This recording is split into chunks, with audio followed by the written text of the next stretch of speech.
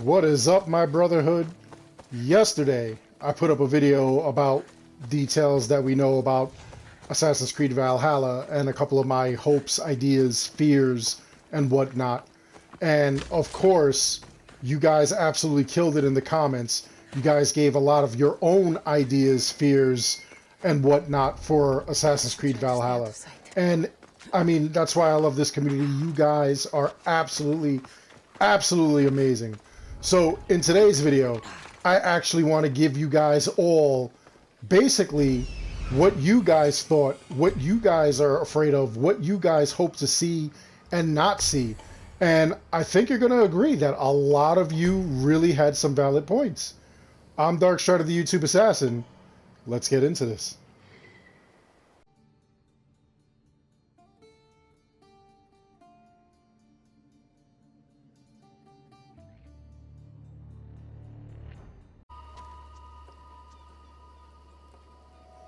So first of all, L.A. Ingram was the one who asked about the actual gameplay of Assassin's Creed Valhalla. Do we have any info on the gameplay?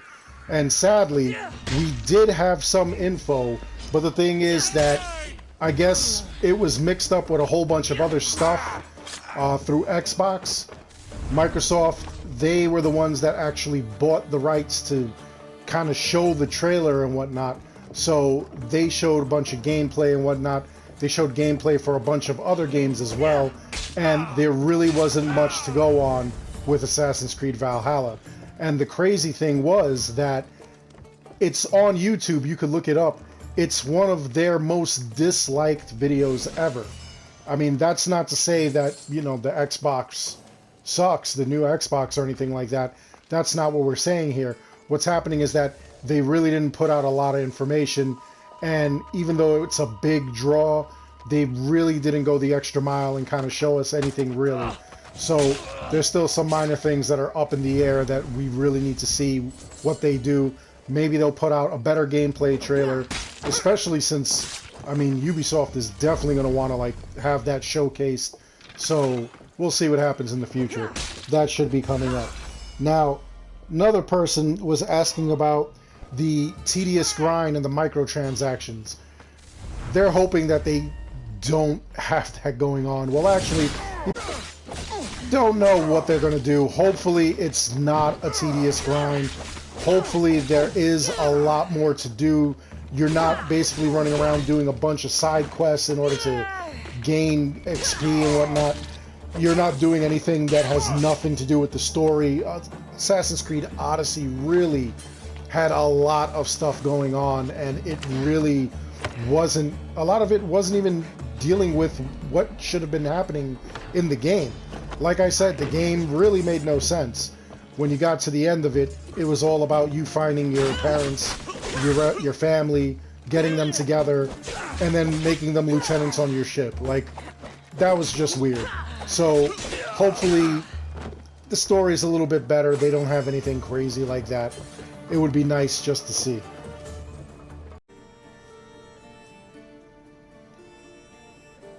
Now, another commenter named Silver stated that they didn't want engravings on weapons, or those engravings to be specific to those weapons that are used. He'd like to see the stats kind of changed around. Now, I don't think that they would change the common engravings like the Hades bow here, 15% warrior damage, 20% fire damage. I don't think that they would change those. They would leave those on it. Otherwise, if you could just put 4 or 5 different engravings of your choosing, it would just make the game like way too easy and unbalanced.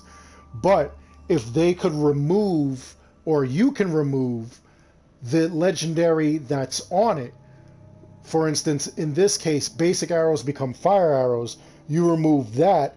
Let's say you wanted to use something else with this. Maybe you find something stronger or something that's more fire viable in order to create a better build. Why not do that? That actually would make a lot of sense. I saw a lot of merit in that. You could actually switch a lot of the stuff around and really make it so that it's basically your own build. Silver said that he doesn't like using bows because they don't use it. That person does not use bows. So instead of using a bow or needing a bow in order to get this stat, why not use another weapon and alter it so that you could get that same stat? That would make a lot of sense. That would make things a little bit easier. One of my things is not having all 5 pieces in order to make just one thing. And then you have, like for instance with the Immortal set, 100% health restored on death, 1 minute cooldown. You need all 5 pieces in order for this to be active on this set. Otherwise, you could put it on something else. Now, if it's a really solid warrior set, if your warrior damage and like the crit damage is like amazing and you really wanted to use this piece, you can't, because you would need to have all 5 of those pieces in order to make this one thing work, or you just don't make it work and you have a wasted space. I think that that would be amazing if you could kind of alter those things in order to be more beneficial to what you're trying to build. I think that would be amazing. So again, I did see merit in that.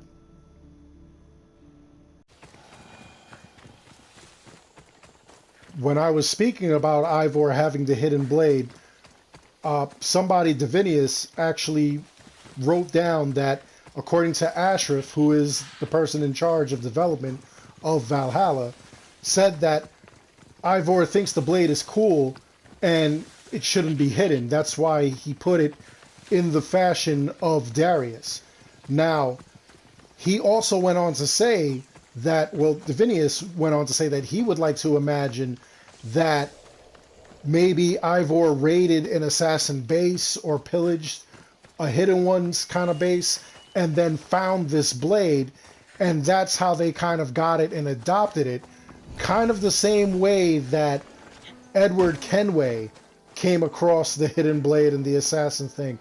So maybe we get an arc where Ivor really isn't an assassin, he's really not part of the Brotherhood, but maybe somehow, some way, something happens where all of a sudden he finds that he needs the assassins, he needs to team up with them, he needs to learn their ways. Maybe it would make things a lot better for his people. He is, after all, a village chieftain, or in charge of like his people. So I really think that that's actually a really awesome idea. That's actually pretty incredible. So again, that just is another example of like how amazing you guys are when you start thinking of all go on in this game and what we'd like to see. I thought that that was pretty cool. So I just really wanted to share that with you. What do you guys think? How do you think Ivor got the hidden blade? Was he actually an assassin, or did he raid a village? That sounds more Vikingly. I think that, I don't know if Vikingly is a word, but I think that that would be pretty awesome. That would be an excellent explanation as to how Ivor got the hidden blade. So I'd like to see what happens from there. That would be cool to explore, honestly.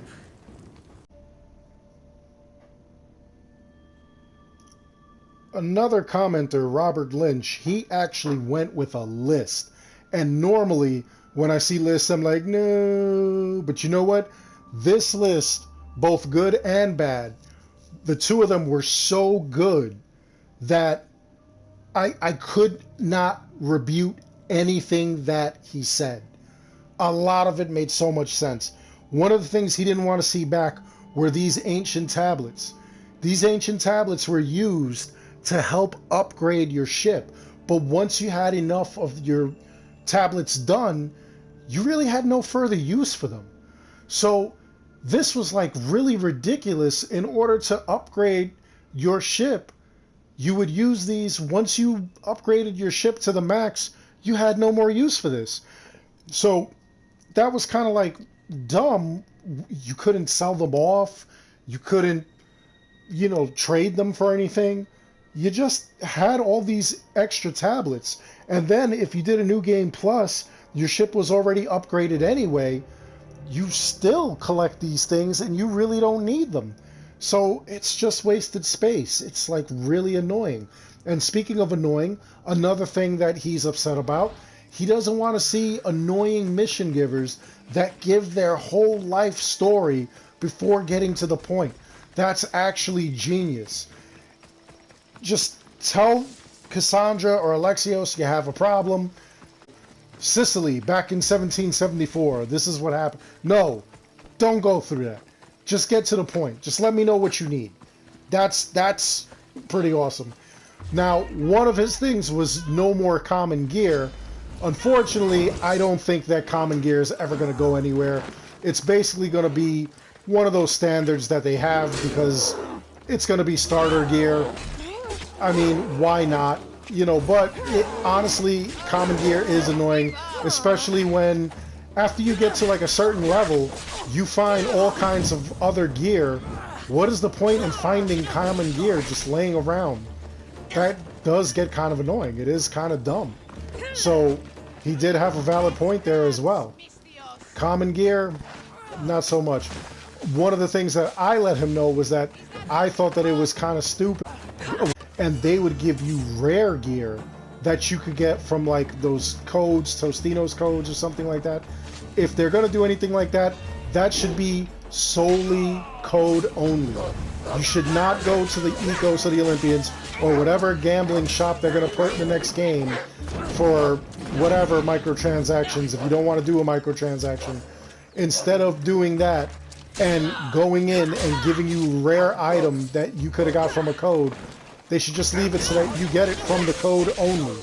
It's not available for you to get from Olympic gift or whatever the next thing is going to be, because that is annoying. And it shouldn't be on the... That be one of the things he has for sale. That's just dumb. I don't want to waste that stuff. So another thing he said was no more wasted opportunities, which if you know me, if you know the channel, you followed me for a while, you know that I'm always talking about wasted opportunities. The ancient tablets I just mentioned, that was a wasted opportunity. After you get what you need, why not sell the rest? Why not do that? Why do we have to keep it? It just makes no sense. It's really dumb. Once again, that's an example, that's a prime example of a wasted opportunity. And it's really annoying. Another thing that he says, long downloading times. Odyssey did have some of the longest downloading times. Just to get into the game, it took forever to download. That was really, really annoying. Now, on the positive side, he gave a solution for that. He'd like to see the seamless loading like in Uncharted, where you just do a few things and you know, like you go to the next spot immediately. That's kind of like what you saw in the Star Wars game, Jedi Fallen Order. Every time you were crawling through a duct or something like that, you were actually going to the next level. That was the loading screen, which was absolutely amazing, and it was seamless. He also said he would like to see an origin skill tree in which you could just continuously build up your masteries constantly for infinity, as long as you decided, you know, you're feeling nostalgic, you want to come back to the game, you start another game or a new game plus, and you've got that whole thing going. That would be amazing. And then the other thing that he would like to see return are blacksmiths, which honestly, let's be honest, blacksmiths really did make this game something amazing. You could go to a blacksmith, you could sell off your gear, you could engrave your gear, you could upgrade your gear, as long as you had the materials, that is.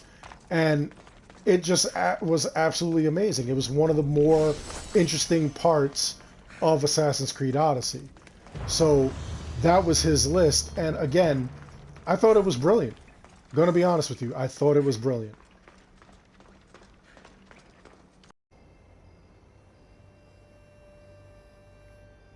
Now here's something that's a little crazy that I had forgotten to mention in yesterday's video.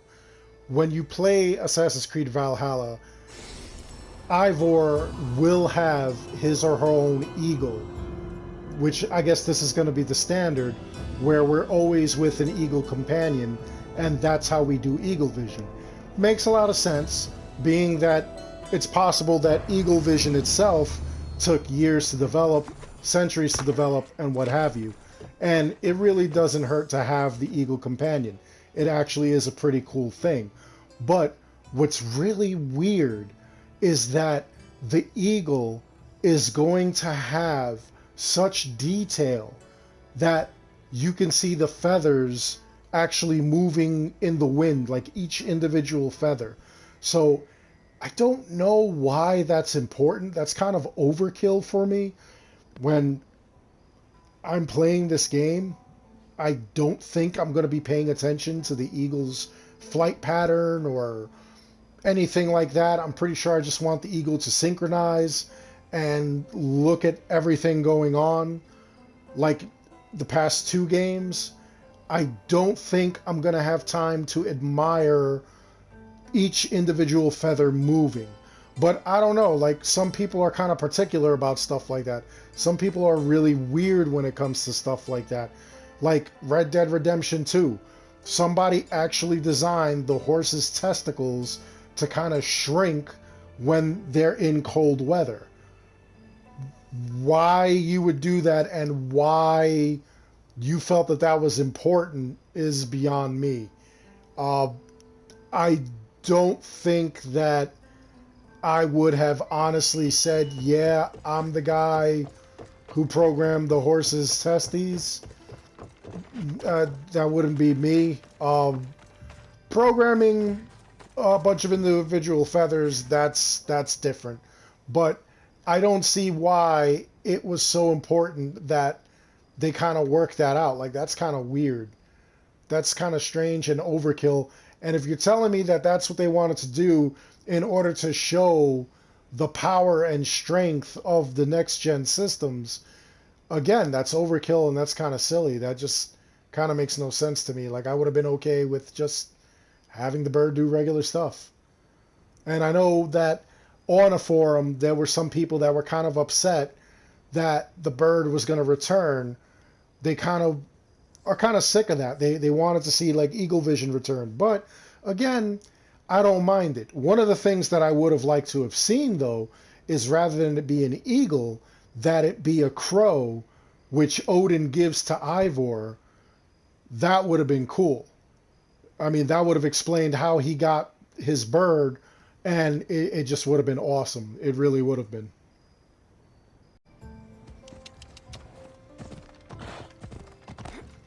And speaking of Odin, if you watch the announcement trailer, there was a hooded figure that was on the battlefield that Ivor saw, and he believed it was Odin. And the reason he believed it was because after he saw the hooded figure transformed into a raven and took flight. So that was pretty wild. I would honestly like to see that maybe that was an assassin, or even possibly it was somebody who had a piece of Eden, and that's how they were able to transform and take flight like that. I would love to see something like that. That would have been so cool. That would be incredible if that's the story that they want to work into it. I mean, let me know what you think. Do you think that Odin is an Isu? Do you think that maybe he is somebody who found a piece of Eden and is able to transform and is going to guide them? Or do you think he's just some god? I'd like to hear your thoughts on that.